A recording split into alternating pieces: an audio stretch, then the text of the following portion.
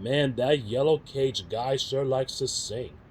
Dear Tim and Moby, who was Maya Angelou? Thanks, Kimmy. Maya Angelou was a famous American author and poet. She was a lot of things. She was an activist, a singer, a dancer, a journalist, and an actor, and a director. She was born in Marguerite Johnson in St. Louis, Missouri on April 4th, 1928. Her childhood was rough, and as a young girl, she was abused by her mother's boyfriend. And for about 4 years, she wouldn't even speak to anyone except her brother.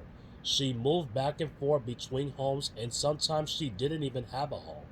For a while, she lived with other homeless children and abandoned cars at a junkyard.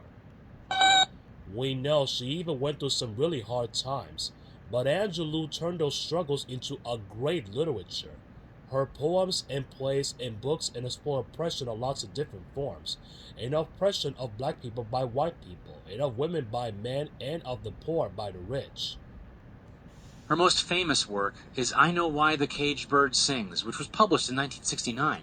In it, she tells of a story of a young girl named Maya growing up in Arkansas in the 1930s. At that time, the South was segregated. African Americans had to shop in different stores, live in different parts of town, and even go to different schools. They were treated like second-class citizens in pretty much every other way. Yeah, and it's hard to believe it that this wasn't even that long ago. In the book, racism isn't Maya's only problem. She goes through some rough events just like the way she did as a child. Her mother's boyfriend abuses her and her mother abandons her. Maya feels trapped by her poverty, her skin color, and her gender. She thinks that she's totally powerless over her body and with her destiny. But over the course of the book, she learns to assert herself and take control of her life. Well, the character Maya isn't exactly a younger version of Maya Angelou. The book is based on her childhood, but it's not a straight autobiography. That's a book where somebody writes their own life history. Instead, Maya combines fact and fiction in order to make her story more powerful. The book also has a shifting perspective. Sometimes the character speaks as an adult and sometimes as a child. So when you read it, you get two different perspectives on the events of Maya's life. The both versions of the narrator switch in and out of dialect, a way of speaking specific to a certain time and place.